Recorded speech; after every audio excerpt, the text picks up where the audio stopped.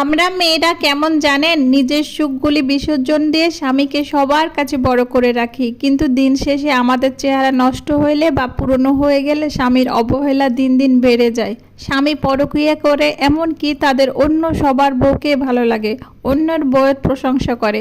স্বামী যদি পরক্রিয়া করে, বউ সেটা সহ্য করতে না পেরে যদি অন্য পুরুষকে বিয়ে করে ফেলে, সমাজ বলে স্বামী করছিল, বউরাকেও একটু ধৈর্য ধরতে হয়।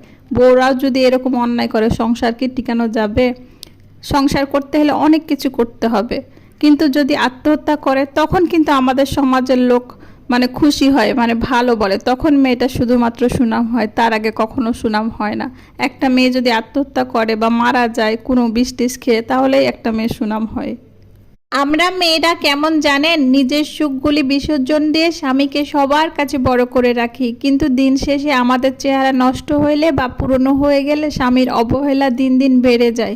স্বামী পরক্রিয়া করে, এমনকি তাদের অন্য সবার বউকে ভালো লাগে, অন্যের বউয়ের প্রশংসা করে।